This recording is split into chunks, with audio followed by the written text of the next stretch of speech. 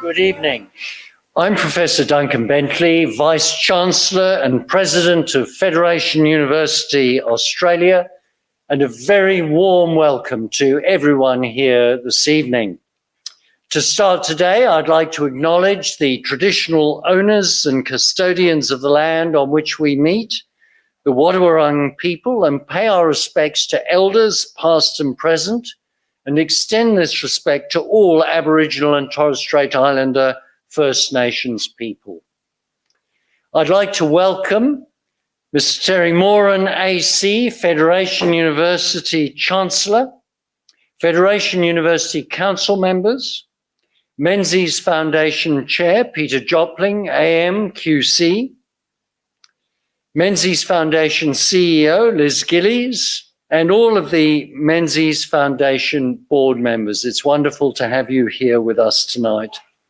A very special welcome tonight to our orator for the evening, Travers McLeod, Executive Director of the Brotherhood of St Laurence, the Chair of the Brotherhood of St Laurence, Stephen Newton AO, and Deputy Board Chair, Susie King. MC Dan Ziffer, ABC journalist. A special welcome to tonight's youth panel. Welcome and thank you for joining us tonight. To Juliana Addison, MP, the state member for Wendouree, and a very special and stalwart supporter of the university. Federation University partners, staff, students, and distinguished guests. It's wonderful to have you here with us tonight. It's one of the first of these types of occasions we've been able to have for a very long time. So it is particularly special to have you here tonight. And tonight's event is being live streamed and recorded. And we're delighted to welcome more than 300 people attending virtually, as well as here with us in person. Federation University is very proud for the first time to host the Menzies Oration this evening. And today it is particularly important because we are emphasizing the fact that young people need and will have a strong platform for their voices to be heard. Because tonight we ask the question, how do we build pathways for our young people to thrive? And we hope to put a powerful case for a better deal for young people leading into next week's Jobs and Skills Summit at Parliament House in Canberra. Because we must invest in the skills our young people need to secure meaningful employment and lifelong careers. And that's why at Federation, we're introducing Australia's first co-op education model, where an extended period of real work experience will be embedded into all of our programs by 2025. Our students will be working in employment and on projects that deliver outcomes for industry, government, and not-for-profits, whilst enhancing their employability, their work skills and social capital. We will invest in programs and support measures that encourage and support young people to gain qualifications and skills, not only to address the current skill shortages, but it's an investment in the nation's long-term prosperity. Access and inclusion for all of our young people is critically important. We're enormously proud to be the #1 university in Australia for first-generation student enrolments. And while our foundation scholarships also provide, through the investments that so many of our supporters make into these scholarships, they make a lasting difference to people's lives by empowering them to succeed in their studies. And our generous donors this year awarded we were able to award a record 194 scholarships worth $540,000. And tonight is about elevating the voices of young people. And I'd now like to introduce one of our students and a Federation University Foundation Scholarship recipient, Diploma of Nursing student, Jo Thompson. Jo.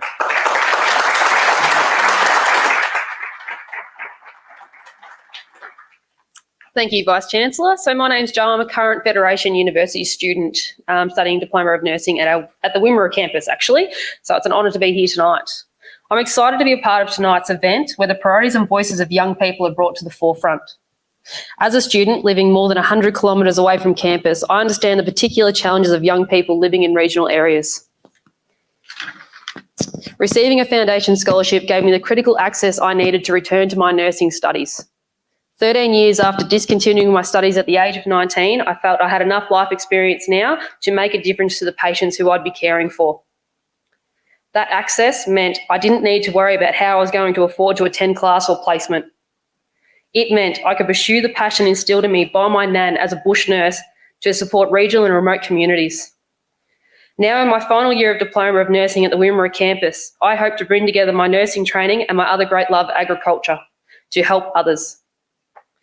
When we support young people, we are sowing the seeds to support whole communities.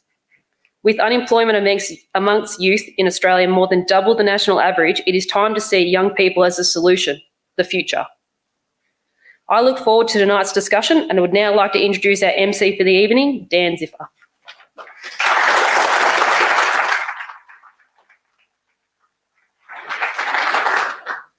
Hello everyone, my name is Dan Ziffer. Thank you so much for joining us here and virtually at home. It is wonderful to be here at Federation Uni. I was a student at the Gippsland campus on Gunai country down there, a beautiful part of the world, and it's wonderful to be here.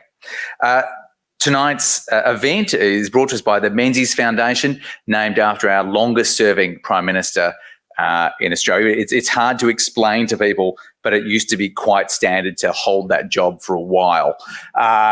In fact, Mr. Menzies, look, he had 2 cracks at it, but he got to, I think, around 18 years in total, whereas it's been a while since anyone's done a full Olympics to Olympics period. So it's wonderful to have that spirit of leadership and of stability extended tonight.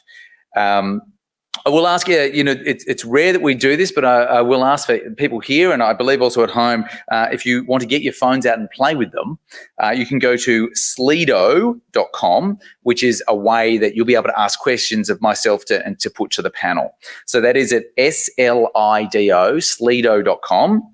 And the event code you'll need to look for is #Menzies Oration. So it's slido.com and #Menzies Oration. And you can put questions there and you can vote for questions you like, and we can put those to the panel, which is good because I only have enough questions for the first 6 hours of the panel. So to fill out the back end, I'm going to need your help as well. Without further ado, I'm very keen to hear what our orator has tonight, is going to extend out for you as their plan for the future.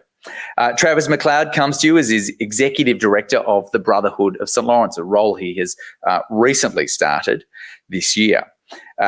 If you don't know the Brotherhood of St Laurence, they have been literally fighting the good fight in Australia for about as long as you can imagine. They're a social justice organisation. They work for people who experience disadvantage. They do research, they push government, they work towards a better Australia and more people enjoying in its prosperity. Travers was formerly the CEO of the Centre for Policy Development, which I describe as a ninja-like organisation that is doing very good works, and they're never happier than when you've never heard of them. They essentially produce research that provides good policy for government. They get people together and then they go away. An amazing organisation that he's helmed and grown over a long period. He's an honorary fellow of the School of Social and Political Sciences at the University of Melbourne and an associate of the Oxford Martin School at the University of Oxford. Trav, please welcome me in joining Travers McLeod.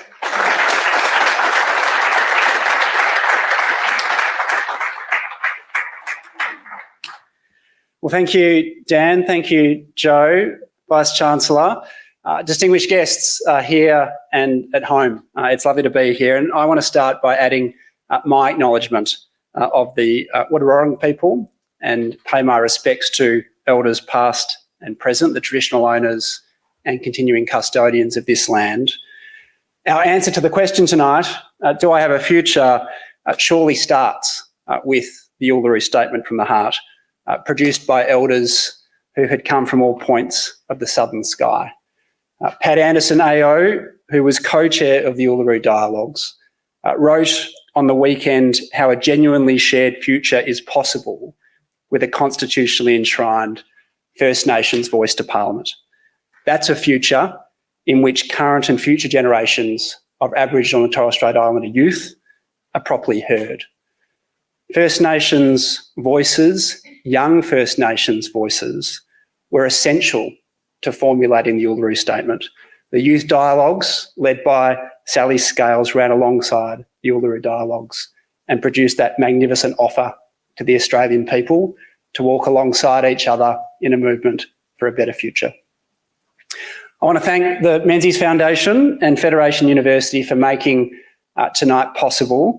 It's an honour to give this oration and to do so on behalf of the Brotherhood of St Laurence, which, as Dan said, for more than 90 years has worked to prevent and alleviate poverty in Australia. Our 2,500 staff and volunteers work across the life course. They focus on key transition points all the way through life, from early childhood right up to older people in Australia, transitions that can build capability and confidence or deepen disadvantage. And they do so across our services and our stores and within our policy and research teams. Many alumni from this university, Vice-Chancellor, are part of BSL's workforce. I was in our NDIS office in Coburg in Melbourne a few weeks ago, and two of the first team members I met, Gaurav Gurung and Dipti Thapa, are recent graduates from this university. The leader of our youth team, who's here in the house tonight, Elle McLaughlin, Elle told me the other day she used to do somersaults down the halls here because her dad, Angus, taught here for over 3 decades. And your Chancellor, Terry Moran AC, who's here tonight, is the director of the Menzies Foundation and also the chair of the organisation I used to call home. We didn't describe ourselves as a ninja-like organisation, but I'm sure the new CEO will like that description. But Terry is a champion for empowering regional and local communities. His devotion to public service over many decades has helped to build a better Australia. Tonight, I want to set out a 5-point plan for a better deal for young people in Australia. And it means a lot to me to be speaking in Ballarat because my family stretches back several generations to this place. My great-grandfather, Neil McLeod, was born here 150 years ago in 1872. So 2 years after the School of Mines was established, the foundation stone of this university. And Neil's story in Ballarat speaks to the way life trajectories can suddenly change for young people.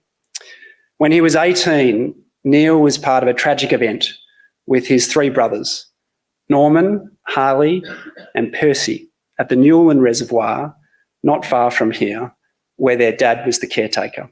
It was just after Christmas in 1890, and I'll read an excerpt from The Age on New Year's Eve. A shocking fatality occurred at the Newland Waterworks last evening when 3 brothers named McLeod, aged 8, 10 and 12 years, lost their lives through the capsizing of a boat. The police were engaged all night in dragging for the bodies, but it was not until this afternoon that they were recovered. It appears that the boys went out to moor a boat, and when about to return, the small boat in which they were seated almost immediately capsized. They were accompanied by an elder brother who experienced a narrow escape, just managing to reach the bank. Mr. McLeod is the caretaker of the waterworks, and only a short time ago was left with a family of young children owing to the death of his wife. The graves of those boys are not far from here at Mount Prospect. So Neil ended up going west, and I'm very grateful he did, because otherwise I would not be here. But his story at age 18 is an example of how quickly a life can be completely derailed, how confidence can be shattered, how someone can be left needing to pick up the pieces. And we don't have to go back too far to see how a big shock can change the trajectory of all of our lives. COVID continues to disrupt life for everyone. And young people have been hit especially hard. So young people had the largest share of job losses and the largest increase in unemployment during the lockdowns. Over 40,000 young people presented alone to homeless services during this period. And it will be a while before we know the impact of COVID on the youngest generation, the COVID generation. Before I go on, I do want to acknowledge the elephant in the room, which is that I'm closer to 40 than to 30, I'm a white man, and my perspective on what a better deal for all young people looks like is limited by my age, my experience and my background. All young people bring equally important perspectives based on their diverse experience to what a better deal for them looks like. And while Neil was able to chart a course out of tragedy, thanks in no small part to the supports and networks around him, many young people today simply don't have access to the same opportunities that he or I have enjoyed. I am looking forward to listening to the panel. They are each in the thick of it and have critical perspectives on what can be done. And I'm thrilled that Raneem Bajour and Rachel Wicks, key members of the Brotherhood of St Laurence's youth team, are on the panel. I joined a session with many of our youth advisors a few weeks ago to hear their stories and ideas, and it's their futures that bring us here tonight. Young people like Raneem and Rachel, immensely talented and capable, are staring into a future of rolling crises and uncertainty, economic and environmental disruption, geopolitical unrest, ongoing health challenges, especially in mental health, insecure, unaffordable housing, and social disconnection. The question they're asking is, do I have a future? And they're right to do so. Older generations have bequeathed to them some monumental challenges, chief among them the failure to take decisive action on climate change, which is already sparking big economic shocks and the loss of nature and biodiversity. It's been a lazy and self-interested response, and one that is acting as a handbrake on the future of young people. And in recent years, we've seen the brave voices of young women and men speaking truth to power on issues like climate change, mental health, incarceration, gender diversity and fluidity, safety from abuse, and the corrupting of our democracy. If only others had been so courageous. And there are three major challenges that are limiting young people's well-being and their chance for sustainable livelihood right now. And those challenges are: one, a mismatch between job vacancies and the young people equipped to fill them; two, an outdated education and training system; and three, a broken jobs ladder. And I'm going to say a little bit about each of these challenges before I introduce the 5-point plan to do something about it. So let's start with the mismatch between job vacancies and the young people equipped to fill them. We're in a strange situation where supply and demand simply aren't matching up. National unemployment is low at 3.4%. We've got record job vacancies and not enough skilled workers. Yet at the same time, there are 770,000 Australians who are part of our employment services system, Workforce Australia, which is 26% more than before the pandemic and includes 111,000 young people. The second challenge is an outdated education and training system. The problem lies not in the capabilities of young people, but the systems whose job it is to prepare them to enter the world of work. So 7 out of 10 of the fastest growing occupations require vocational training. And the social services sector is crying out for skilled and trained workers, but the statistics are fairly damning. So less than half of learners in vocational education and training complete their training. Of those that do, only 1 in 3 graduates say their qualification was highly relevant to their job post-training. It's even worse for young people with disability, with only 30% of graduates reporting their training as highly relevant. Less than half of 20 to 24-year-olds who were unemployed before training are employed after training. And the third challenge is a broken jobs ladder. The Productivity Commission found that in the decade following the global financial crisis, young people were the only group who experienced zero wage growth. And that was true regardless of education. For too long, we've told young people to study hard, get a qualification, because that's your best chance of getting a decent, secure job. But the transition from school to work is getting longer, and where education does lead to work, for many it's low-skilled, low-income work outside of an area of study or work that they simply don't believe in. In my conversations with BSL's youth advisors and our youth team, we talked about the impact this was having on the mental health of young people. They said they keep being told about new opportunities and jobs, but finding and accessing these jobs is difficult. The broken skills and training pathways lead many to see themselves as not good enough. They blame themselves for systemic failures. To ask whether young people have a future is to ask whether they have reasonable hope that they are going to be living a life that they value. And as life goes on, this hope has been eroding. So let's turn the question into one of possibility. How can we rebuild real hope among young people? The Vice-Chancellor mentioned the Federal Government's Jobs and Skills Summit next week. Well, next week, young people are going to want to see a future that they can hold on to. The Treasurer, who is organising the summit, has stressed that the new government, the Albanese government, is not here to stuff around.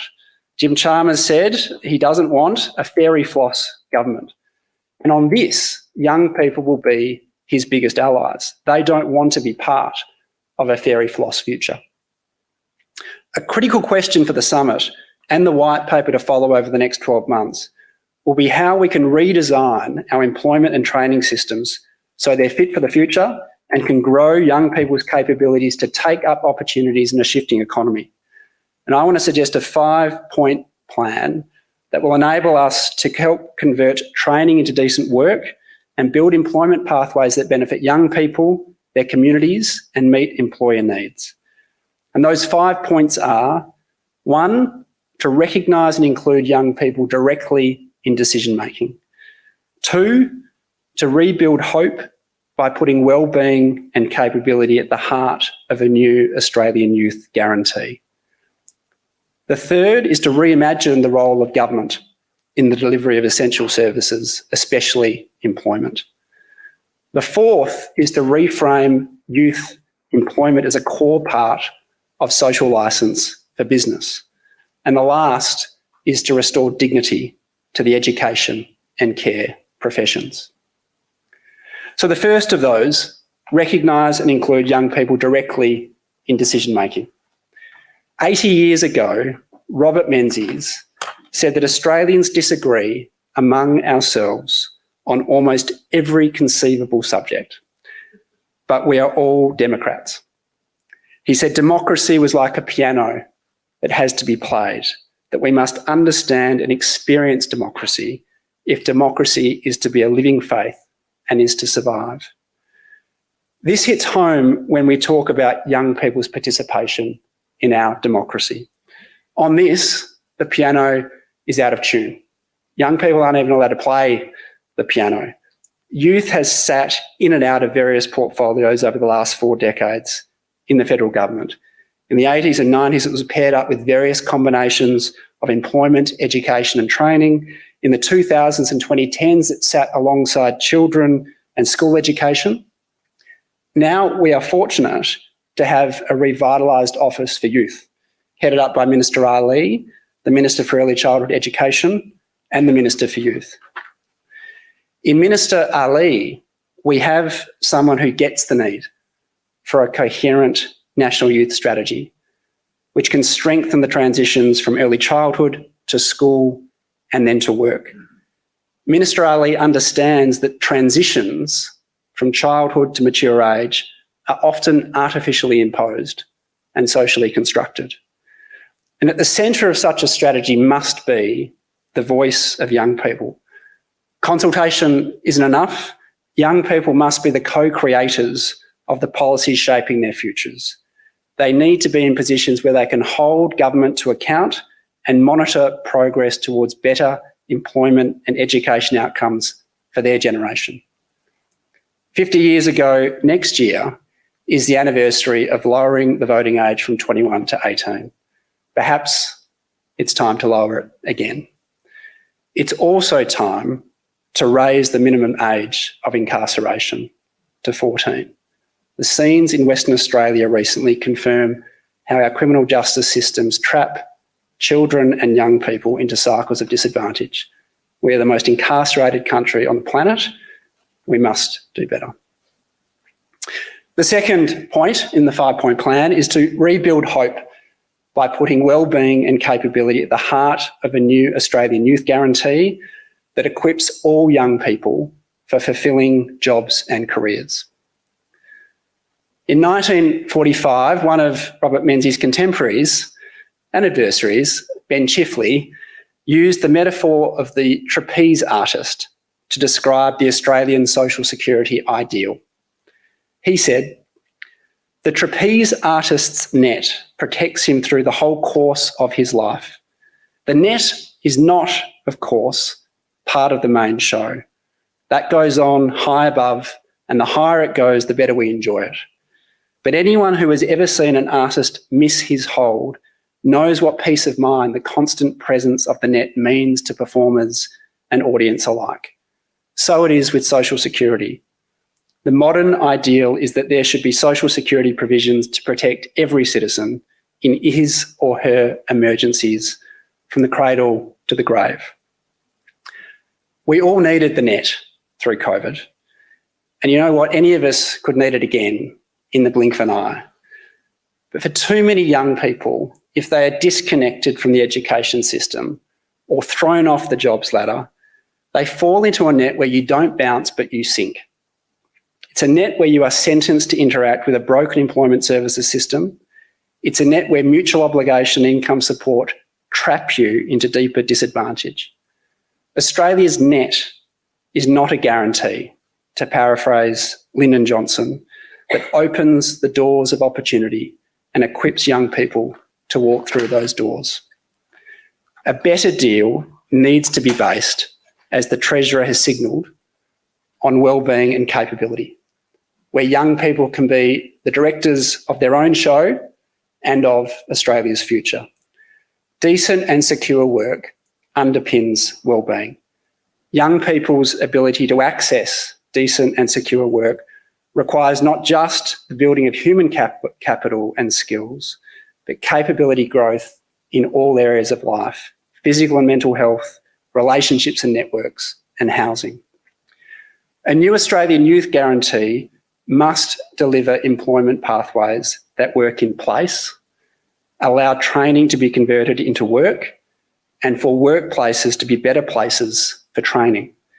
Decent income support and wage subsidies should smooth transitions into training and work. And the Youth Guarantee should reform the training system to provide a stronger foundational education for young people to enter the workforce and thrive once they get there, recognising that young people will work more jobs in their lifetime than previous generations. And this means we need to back what we know works: on-the-job training opportunities in the local communities and engaging employers who are invested in attracting the next generation of workers. We need to work with employers to design the right type of entry-level training and jobs that will set young people up for success, both in their businesses and as they move on and progress into other jobs through their careers. And we also need to provide sympathetic and ongoing sources of advice on careers to young people at the community level on how to progress from school to satisfying jobs and careers. The Brotherhood of St Laurence is doing this at the moment in Barwon Heads. I can see Kira Clark in the room who is leading this, but we're working with employers, educators, students and industry to develop a better pathway for agricultural careers. Federation University's co-op model is another great example of this theory in action, and perhaps why they are the best university in Victoria for graduate employment, graduate full-time employment. And their partnership with IBM is a terrific example of how this can be done very practically. A new Australian Youth Guarantee will only work if TAFEs and universities are prepared to dig into their communities, align with their worries, and help to define solutions, which means they need to be leaders and brokers as well as educators. The third step is to reimagine the role of government in the delivery of essential services, especially employment. So at the end of 2018, a report on Australia's employment services system landed, and it made for grim reading. Wait lists for disadvantaged job seekers were 2 to 5 years. Incredibly, only 4% of employers were connected into the system. And even more incredibly, contracts for providers, all providers, were then extended into the middle of 2022.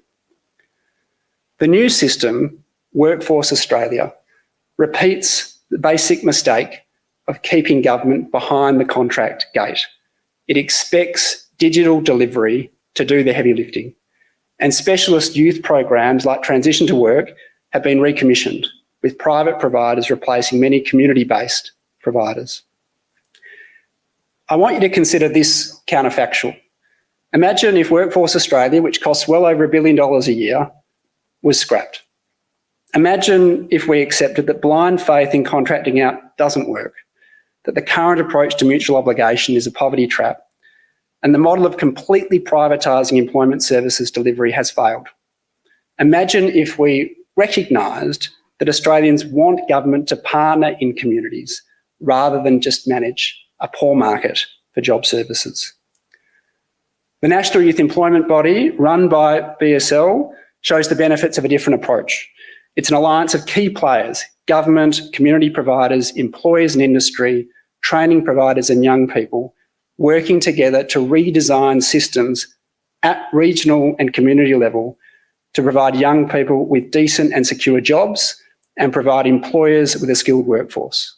It's very similar to the regional and community deals model used by the Centre for Policy Development and applied in Melbourne's West for refugees and new arrivals. The MYEB has worked together to engage unemployed young people into aged and disability care jobs, supporting them with entry-level skills and setting them up with the foundations to move into a range of other high-demand jobs in the care sector in the future. And that's just one example of how collaboration and action at a local community level can yield life-changing benefits for young people while also supporting businesses and the local economy. Now, reimagining government in this way is not for the faint-hearted. It's certainly not for a fairy-floss government. It requires a reorganisation of government to do more than just manage contracts. They have to devolve power to communities and work alongside them to shape better employment strategies. It means they have to get back into the delivery game so they can benchmark best practice with other providers outside of government, which is something that Robert Menzies understood, and it's something that Terry Moran has spoken about, and it's at the heart of the Levelling Up initiative in the United Kingdom. Now, this is going to be very tough, with public sector capacity, particularly at the national level, very low, but it's what the brilliant economist Mariana Mazzucato means by a mission economy and an entrepreneurial state. It's one the new Secretary of the Department of Prime Minister and Cabinet understands, and it's one that could be driven by a new Commission for Social and Economic Policy and Practice, which was part of the ALP election platform in 2016, developed by Jenny Macklin, which can connect up key services like employment, care and housing. The fourth step is to reframe youth employment as a core part of social licence for business. Business want to be part of the solution, and my sense in the wake of COVID and the focus on well-being will see the social dimension of the environmental, social and governance expectations on corporate Australia, or ESG, come to the fore. This has already happened on climate change, where work by the Centre for Policy Development helped to show why directors had a duty of care to act on climate and prompted financial regulators in that ninja-like way to take action, decisive action. And our moderator has written about the governance side of this in the wake of the Banking Royal Commission, which, it has to be said, with one of the best book titles going around. But over the next decade, I think we will see a much greater focus on what business are doing to address vulnerability and poverty, what they're doing to boost economic and social participation, and what they're doing to ensure their operations look like and support the communities they serve. At BSL, for example, we are seeing huge interest in our Given the Chance program, which works directly with businesses of all shapes and sizes, including ANZ and Arup, to build career pathways for job seekers that are otherwise marginalised in the job market. One initiative, the Sustaining Economic Empowerment and Dignity for Women project, or the SEED project, being trialled by BSL in Seymour, Victoria, backed by ANZ, builds on ideas of dignity and wellbeing in place. And I hope next week at the Jobs and Skills Summit, we see enlightened corporations and businesses sign on to much more ambitious social procurement targets and agree to be part of and support solutions at the local level. I also hope there is recognition that we need much greater private and public investment in social infrastructure if full employment is to be a reality. The simple truth is that young people and lots of job seekers are simply unable to take up training and job opportunities because they are isolated from essential services. Whether it's the lack of affordable transport, healthcare, housing, early childhood education, especially in regional and remote areas, the lack of that social infrastructure cuts off life chances. And the FOIA model is one model pioneered by the FOIAs and BSL that recognises that you need critical parts of that social infrastructure like housing, training and employment to come together for young people to thrive. And the last step is to restore dignity to the education and care professions. One of the most promising training and employment trials in the country right now is being driven by somebody called Emma Freitas at Swinburne University in partnership with the Victorian Government. It's a new model for the diploma of early childhood education and care that involves much more learning on the job, on campus 2 days a week and at the workplace 2 days a week for the entirety of the course. I met Emma, as it happens, on Saturday night, and her perspective as someone who was disconnected from the education system initially was like those we'll hear about tonight, of people burnt by the training system with inadequate support, who need money and a chance to grow while learning and working. The sad reality is that not enough young men and women see a future for themselves in the education, healthcare and social services sectors. And that's because we don't give those jobs the pay, the conditions and the dignity that they deserve. Yet these jobs, especially in early childhood, grow wellbeing for everyone. Last week, Danielle Wood from the Grattan Institute described this situation as an economic insanity. And she's right. Danielle said, the unvarnished truth is that these roles pay less because of the gender makeup of the workforce. We pay less for care work because we expect women to do it selflessly and therefore for modest pay. For too long, we've relied on the goodwill of our carers to subsidise government budgets. But now the market has caught up with us. We will not be able to deliver the services we need or boost workforce participation unless we improve the pay and the quality of these crucial enabling roles. So it's time to make these careers much more attractive to young men and women. The average age of a care sector worker is 41. Young people make up less than 10% of the care sector workforce. Unless we restore decent pay and dignity to what are nation-building professions, the rest of this 5-point plan will not be worth the paper that it's written on. So in closing, In times of crisis, it's often the way to project our concerns onto young people. But what I've heard in the conversations about this speech tonight is that young people are desperate to lead. They can see the possibilities if the conditions are right. For those who work in the youth sector and in youth policy, it can be a creative, innovative area. It cuts across many issues. It demands collaboration. It demands creativity and opens up the space to rethink and design the status quo, which is exactly what Australia needs to do, because path dependency will break Australia over the next decade. We can make Australia offer a much better deal for young people through those 5 steps: recognising and including young people directly in decision-making, rebuilding hope by putting wellbeing and capability at the heart of a new Australian Youth Guarantee, reimagining the role of government in the delivery of essential services, particularly employment, reframing youth employment as a core part of the social licence for business, and restoring dignity to the education and care professions. Earlier, I paraphrased Lyndon Johnson in the same speech in 1964, just after the Civil Rights Act was passed by the US Congress. He said, "Great social change tends to come rapidly in periods of intense activity and progress before the impulse slows." I'm willing to believe that between the referendum on the voice, the early years strategy, the Job Summit and the white paper to follow, and new strategies on youth and women's economic participation, that Australia could be in for a period of enormously positive social change. There is a chance to rewire our country for the future and generate a future all young people can believe in, connect with, and see themselves as agents of a future for themselves and the country that we love. A future where all young Australians can thrive and flourish. And we have to take it. Thank you.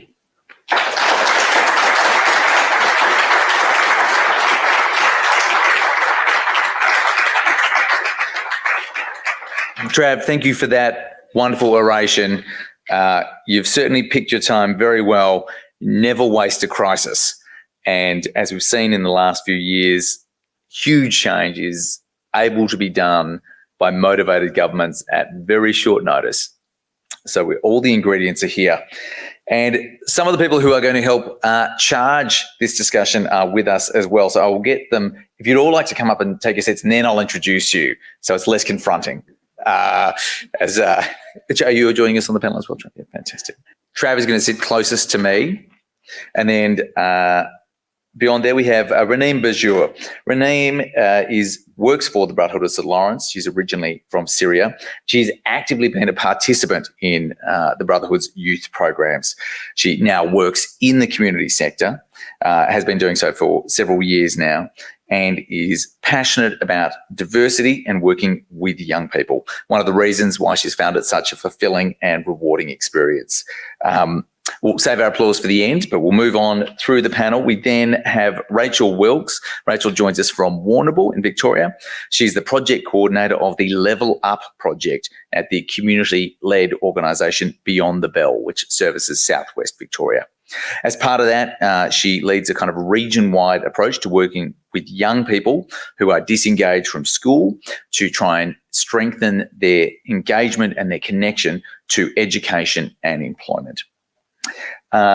Next to her, we have Jo, who was up earlier. She's about to finish her Diploma of Nursing in the Wimmera campus in that beautiful part of Victoria, after starting and discontinuing it when she was at 19. She's now almost at the end of that study.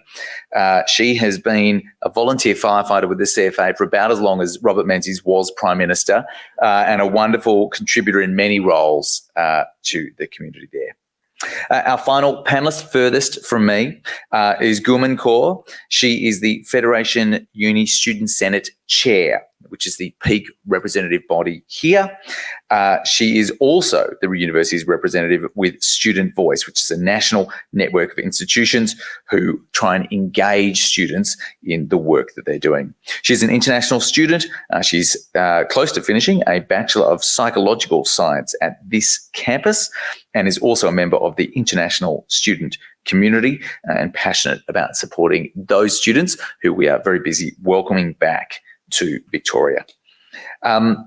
It is wonderful to spend a night, for me, disengaged with the media, because it means we can talk about hope and all the good things that are happening in the world. So I will start furthest away from me on the panel with Gorman. I will just ask, with all that you've heard from Travers Oration and from what you see in the community you have, what is giving you hope? I think first is my parents, definitely, and then my teachers that always give me hope for my future. They always think and believe in me. And second thing I feel like is really good that I've been studying with Federation University Australia, which actually appreciate our voice. So one of the example I will like to take here is our student representative committee for the School of Psychology. We recommended our teachers that it's really good that if our school can provide us some kind of experience to get us into the masters, because whenever we get into the masters, we require such kind of experience. But as a bachelor students, you can't do it. You actually definitely require a clinical psychologist or provisional psychologist to make it.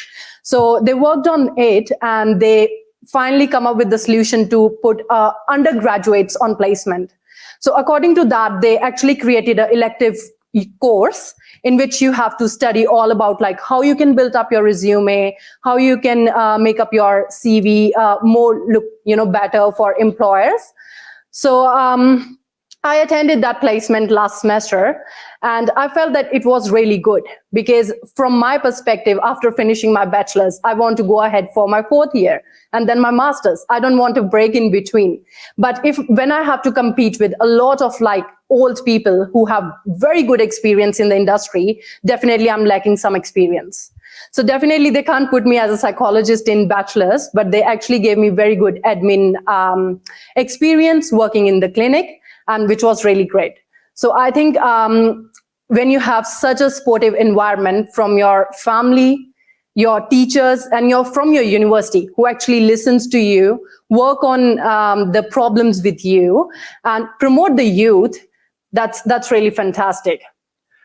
Next question is for Rachel, and it comes from our Slido panel. If you are at home or you're in the audience, you can go to slido.com and use the hashtag Menzies Oration to send your question in. This one comes from Liam Crocker. Professionals commonly tell young people it's not what you know, it's who you know.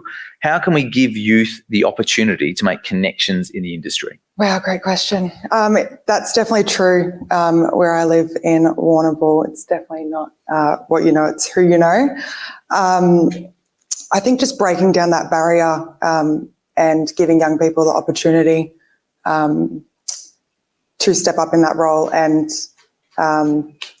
study and get to know everything, not just about, how you've been brought up or what your family life's like. Does that answer the question? Absolutely. You're from Warrnambool's a large community by Victorian standards. Most of the young people we talk to live in Australia's very urbanised cities. So for Raneem, when you are talking with people that you work with, how do you break that barrier that has always been so huge of not having the experience to get the job, but needing the job to get the experience? From my experience working with the young people, we focus on people who are from refugees and migrant backgrounds. So it's not only for them to find a job. It's not only the job journey itself. It's all about settling in the country. So as you mentioned in when you were talking about learning about public transport or making new friends or making connections, because it's very important to find jobs and stuff.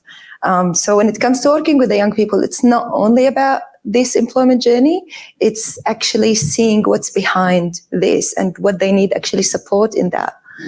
Dig in and see what they need more support with, and go from there. Because there are jobs, but if they are not ready, it's not for them. Joe, you commenced study and then have gained a lot of life experience in the middle, and you've come back.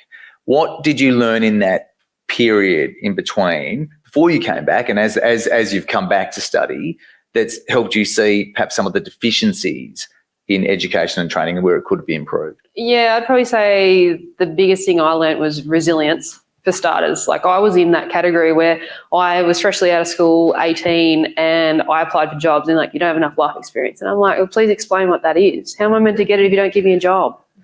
So yeah, I did commence study at the age of 19. I thought it was what I wanted to do. I was keener, I was eager, I was everything like that. But it just wasn't for me. I worked out I wasn't mature enough for starters. I worked out that it wasn't a career for me at the time. Going forward now, I'm going back into it. But then I moved into agriculture, and it has the same disadvantages of every other sector and every other industry within Australia, without a doubt, because the same thing, you don't have enough experience. But what I learned is that I sort of see life as a bit of a stepping stone. So you'll go up one step and you'll try and do that the best as you possibly can. And as a young person, you always think people aren't watching you, but there's always a key person watching you, and they will always push you and always promote you to do things. Even if you are completely nervous, scared, don't want to do it, there'll be someone in your corner the whole time. And that's probably the thing that helped me get where I am today, for the fact that resilience, like, I fell down, I stepped back up, I built that step, I went to another one, I fell back down. That's life. Unfortunately, that is life. But at the end of the day, it gives you resilience, and it gives you an eager opportunity to learn more and build on that life experience that everyone reckons that youth can't get a job because you haven't got life experience. And unfortunately, I hate that word so much because I've had it a lot in my life. And I try and help promote young kids now and younger people than me to strive for what they are. And if they want to go that direction, there's always a way to get there. You don't always have to go through university to get there. Like, for example, I went to university. Unfortunately, it didn't work out for me, but I have come back, and now I want to further study as well to gain more experience, not to gain that better job, but just gain more experience for myself to get to that next step. So, yeah, that's how I see it. Thanks, Joe. Look, off the back of that, Trav, one of the key problems you identified was an outdated education and training program. You touched briefly on just the variety and expanse of jobs people can expect to have. Do we have too linear a model, too much of a straight line model in education that perhaps isn't equipping people for that kind of change? Yeah, I think we do. I think it's too linear. It's very homogenous, and we gave some examples of how there are still too many silos between post-secondary institutions and the workforce, and we need to be better at making sure that people can learn and grow experience at the same time. The other thing I wanted to say based on the comments so far is that Australia doesn't do failure very well. The whole "where's your experience" or "what have you done here lately?" There was a great statistic from a few years ago where Australia spent more per capita on the Melbourne Cup per person, more than double than they did on startups, something like $9 per capita, and in WA it was like $2.30. So we're prepared to punt on a horse one day a year, but not on new ideas, things that might work, not work.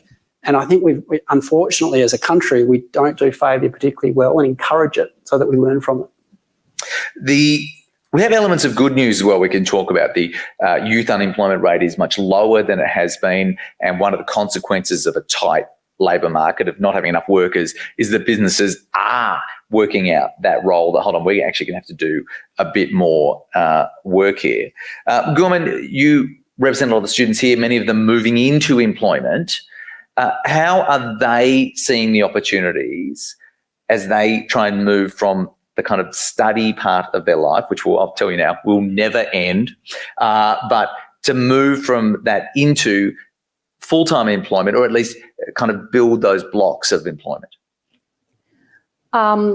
I think all of the students, like mainly most of the students, they are working when they are studying.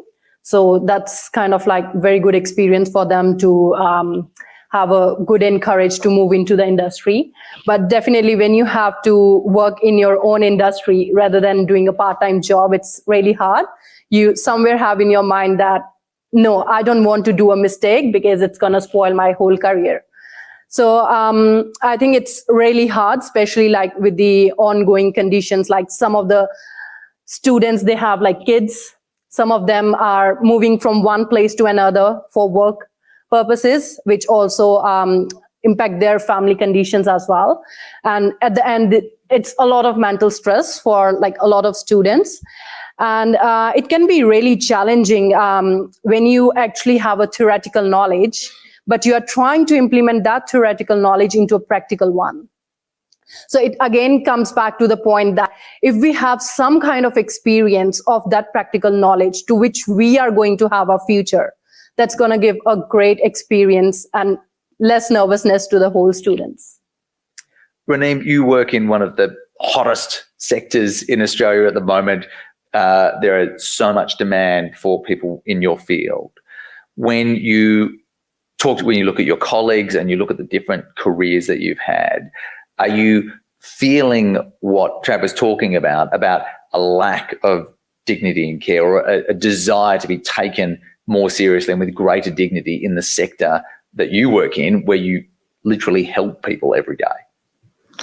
Can I ask you to repeat the question, please? Sure. You work in a difficult field where there is great demand. There are lots more desire for people to do your job. How difficult is it to get more people to want to do your job? To do the coaching that we do. Yeah. And to be involved in helping with people, in a field that perhaps doesn't have the highest pay and people don't treat that well. To be honest, in my experience, I was really fortunate with the opportunities I was provided. When I started working at the BSL, I didn't, and I still don't have qualification in community service. And I do believe, like, for you to have a job in this field, you will have to have a qualification in this area. But they believed in me. They believed in my skills and experience. Although I didn't have this long experience here in Australia, I had some experience from overseas and then some here.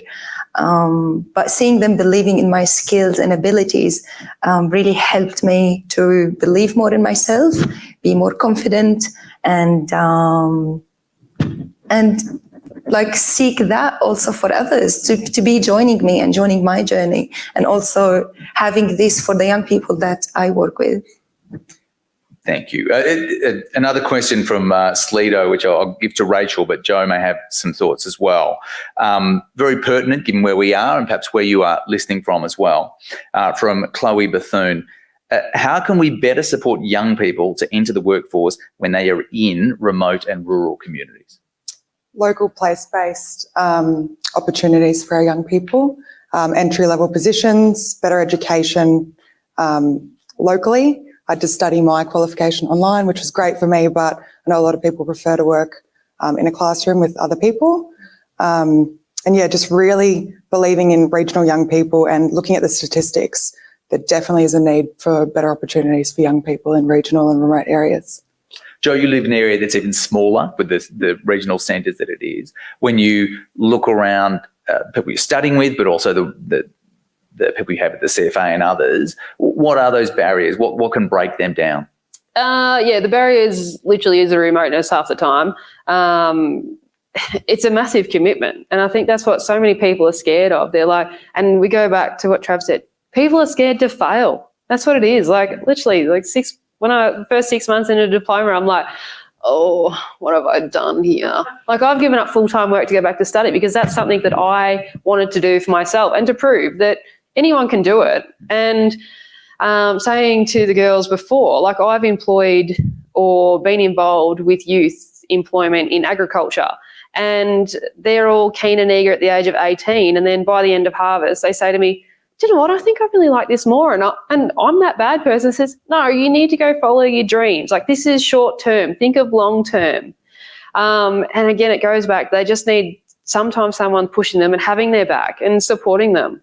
Like I still get phone calls regularly, oh, can you be a reference, or can you help me out with this? And I'm more than happy to help anyone out. And I'm just like, you keep doing what you're doing because you're going to get there. And I think that's what young people are so scared of too, is that they feel like they're never going to get there because they see the big wide world of the industry they're going into and go, I'm a nobody, but they're not.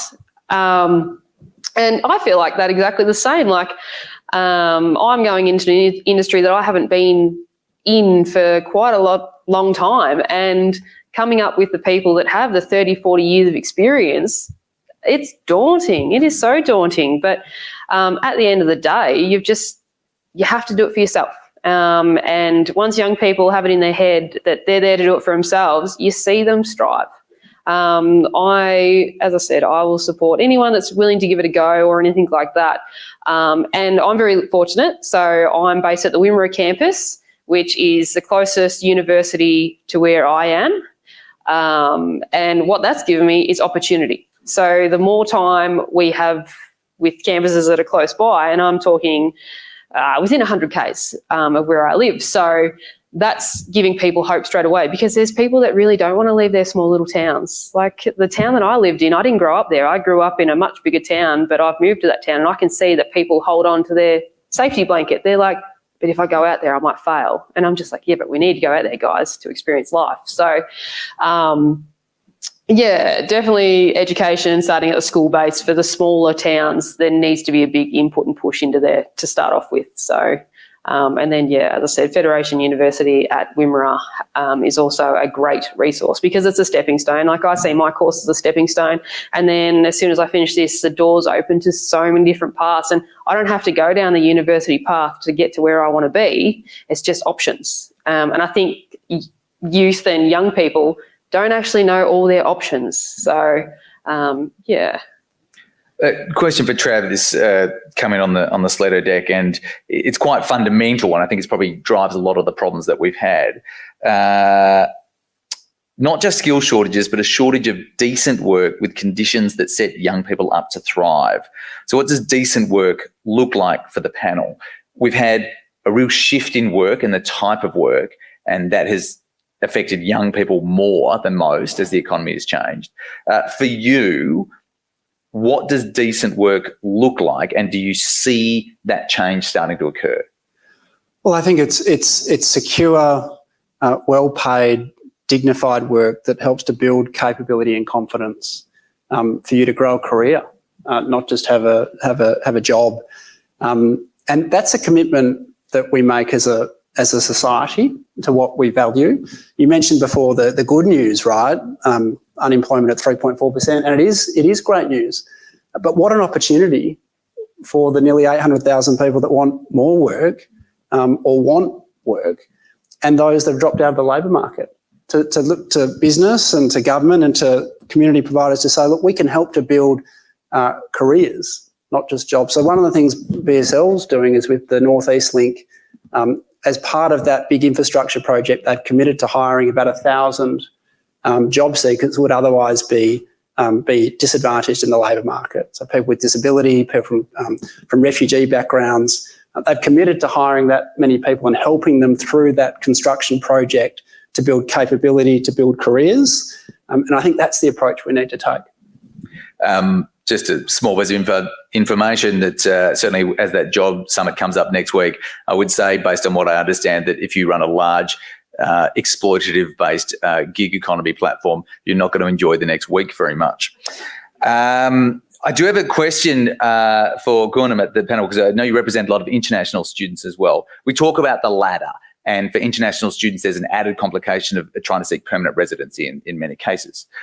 As you look at the employment landscape, is it getting easier or harder for the people that you represent to try and build a life in Australia? For international student, like from my experience as well, whenever you apply for a job, it's just rejected because you have a visa condition. First, they look at your visa, that you can just live in Australia, and no one's gonna, definitely, if I'm a CEO of any company, I will never hire a person who's living for a short term. So I think that's the biggest issue when you apply for jobs in Australia as an international student, especially. Also, like not like a taunt, but just like a general knowledge. International students, they don't stick with their long-term goals. As Joe reflected, they go for short-term goals like driving taxis or, driving Ubers and just like putting fake workplace things to get their permanent residency.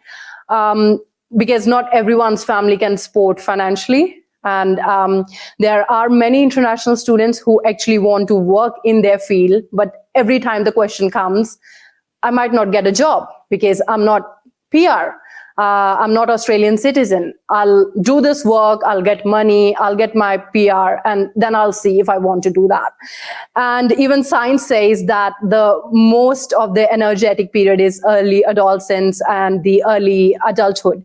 So I think putting that energy into right side by motivating them to stay onto that path is very important, because we have employments which are suitable for international students. And even for Australian culture, it is very good opportunity to work with two cultures and see like how we can improve Australia or other countries. But we don't do that because we can't pay international students.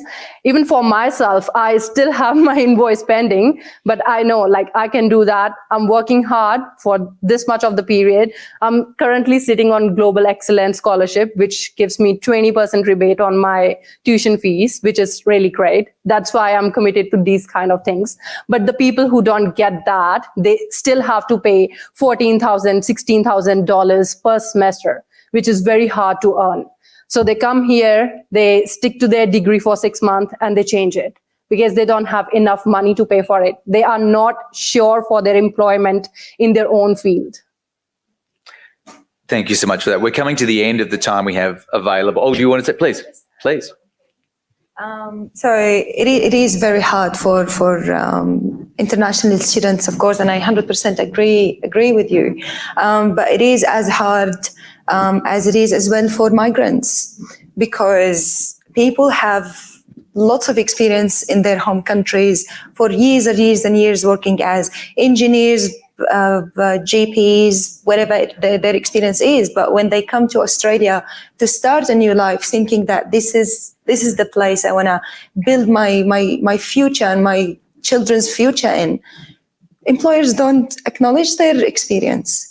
They just put like 10, 20 years behind because they don't have the local experience.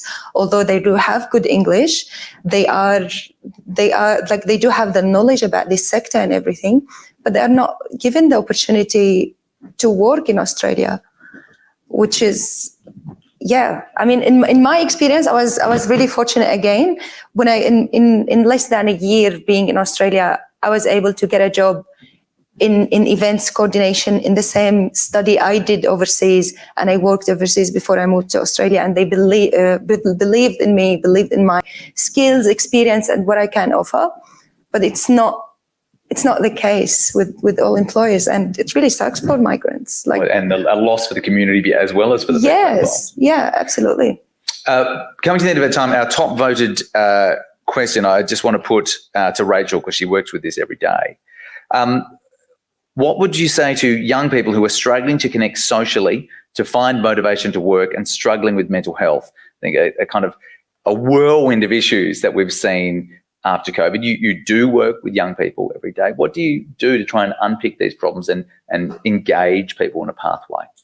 The young people that I have worked with have all advocated to me about the struggles that them and their peers are facing in regards to the effects of COVID-19. And, I feel like everyone here has probably had their days where motivation is nowhere to be found. So I always tell my young people that I work with that you just got to keep going, keep believing that we do have a future, using your voice and advocating for mental health, and for the government to really focus on young people and believe in young people, so that young people can believe in themselves. Thank you. Before we thank our panel, I just want to say that it is obviously a time of great change. We have a Prime Minister content to have just one job. And so, but Trav, I know that you have a 5-point plan. You detailed a lot of the issues we have, but there is real potential for change quite rapidly. What what is the first thing that could be done would have the most substantial impact to get on with immediately? Oh, well, I think restoring dignity to a lot of those critical professions that lift all of us, I think would be the first. The second is, and I think it was a number of the panel that said it, is go regional, go local. There was a $60 million local jobs program announced in last year's budget, which sounds terrific. Go regional, go local, work with industry, work with unions, work with job seekers. The result of that was to have one contracted facilitator in every employment region in the country, which is an impossible task. So go regional, go local, but do it properly with collective impact, wraparound approaches that get universities, TAFEs, industry, job seekers around the table, that they can create a future that works for that community, for those businesses, for those job seekers. I'd like to ask our panel to stay where they are, and I'd like to ask you to thank them for the wonderful job they've done tonight in giving you their insight.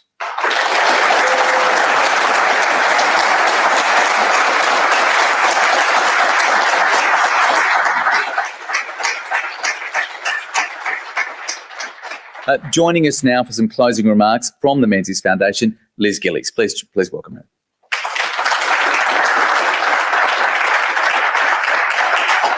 Thank you, Dan. Before starting, I'd also like to acknowledge the Wurundjeri people and traditional owners of the land, and to acknowledge their ancestors, past and present, and to echo and to share Travis's sentiments about the important place we find ourselves in at this time and how important it is we step up to that opportunity. I also, Dan, didn't know you're a comedian. So, Dan, thank you very much for what you've done tonight as well. Much appreciated. Tonight is a really special night for the Menzies Foundation.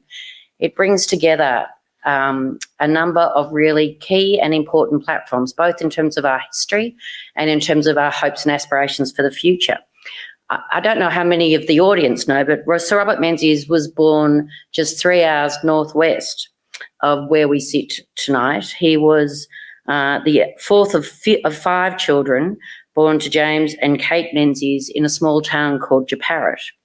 He was born in the back room of his father's general store, and his father spent most of Menzies' youth carting supplies with a horse and wagon to outlying farms, a true definition or experience of regional isolated. I loved Menzies' description of his early childhood, which perhaps alludes to some of the wonderful aspects of rural and regional Australia and Victoria. He talked about his childhood in terms of football, rustic forms of hockey with paper sticks and empty jam tins for balls, yabbing and fishing and swimming in local rivers. He began his education at the first Jeparit Victorian School, number 2988. And in 1906, he left Jeparit and, for tonight's purposes, I think with great significance, came to Ballarat to stay with what has been described as his redoubtable Scottish grandmother. She was apparently a terrible tyrant. He joined his brothers Les and Franks, attended the Humphrey Street State School and then Glenville College, and then ultimately won a scholarship to Wesley College in Melbourne, and finally entered the University of Melbourne in 1913 to study law. It's with great understanding why Sir Robert Menzies was so deeply committed to the importance of education and the fundamental pillar it provides for people's lives. And so we find ourselves here, as I said, from 1894, standing in a place that Sir Robert Menzies himself, I don't know if he sat here, but in the context of the community we find ourselves in. We find ourselves standing in Federation University. And can I just say it's with such delight the Foundation is partnering, collaborating with Federation University. We have a deep and abiding commitment to your student constituency and to the great work we're doing. And we're just so delighted that in reflecting Menzies, the importance that education played in Sir Robert Menzies' life, that we're able to bring and stand here with you, Duncan, and your university in terms of your great ambitions for the people and the students, the young people that you serve. Sir Robert Menzies then, as we know, joined the Parliament, and I think from his beginnings and very much informed by them, thought education was one of the great driving forces of modern civilisation. Julia Gillard in the Robert Menzies Oration in 2008, and the Menzies Foundation is non-partisan, so I'm delighted to quote from the speech that she made at that time, credited Menzies for understanding the power of education as a force for good, a force for equity, and a force for change. In that speech, she recounted Menzies' 1942, one of his 1942 radio addresses, where he said, and I think it's very relevant in terms of the challenges, Travers, that you suggested we should grapple with tonight. In the new world, we must seek to develop the intelligence and strength and character in every child, and I would say in every young person. Each of them must have his chance. We must spend much more on education. We must show discipline is not the enemy of freedom, but its best friend. We must get to know that at least as much genius is to be found and nurtured in Collingwood and Bankstown as it is in Toorak or Belleville Hill. And the message that we've heard tonight, the ambition of Federation Uni and the Brotherhood of St Laurence, I think speaks very directly to that, and is a wonderful reference to the power of the past to continue to inform the future. However, and Julia Gillard said the same thing, more than 60 years after Sir Robert Menzies laid out this challenge of some sort of notion of educational equity, the challenge is still unmet. And tonight's oration speaks directly to that challenge. And on behalf of the Menzies Foundation, we're just delighted to have provided a platform for Travers McLeod, the new Executive Director of the Brotherhood of St Laurence, to make a very important statement about how, as a nation and a country, the work that we can do to address that challenge of ensuring our young people are positioned and supported and encouraged to thrive. The Menzies Foundation aspires to raise the profile and importance of outstanding leadership. We do that by asking Australians to reflect on leadership, to pivot to their purpose, to build their leadership capability, and most importantly, to contribute to the greater good. Travers tonight has given us a platform to reimagine the greater good, to take steps to really seriously and genuinely think about what we as a nation can do in order, as I said, to ensure that young people have a future that empowers them, that activates them, that motivates them, that encourages them. I think, Travers, for me, one of the things that I heard most clearly in your speech, if not necessarily articulated specifically, is the role, is the cross-sectoral nature of the sorts of things we need to do as a nation if we are going to build the platform out that you describe. That it's the responsibility of every one of us, wherever we find ourselves, in whatever context we're working, in whatever sector we come from, in whatever perspective we have, to recognise deeply our responsibility to coalesce and work in new ways to achieve the sorts of things outlined in your compact. And in finishing, in an address, Sir Robert Menzies, in an address marking the centenary of the University in Sydney in 1950, said, and this is the message I hope that when you leave tonight, this is what you take with you. And it's amazing how relevant it is today. He said, "This is an age of increasing cleverness, but not of increasing learning and wisdom. The contest of our times is between true values and an easy, shoddy substitute. The true function of the university is to get its values right and those of the public.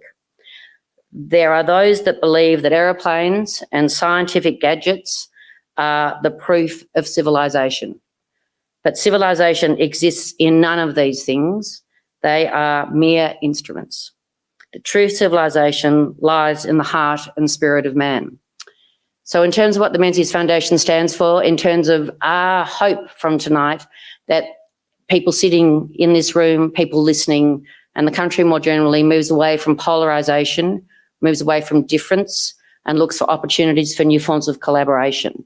That each of us think deeply about our purpose and the contribution that we can make individually and collectively to the greater good, to ensure that the young people of Australia, the young people who are our future, are given every opportunity to thrive.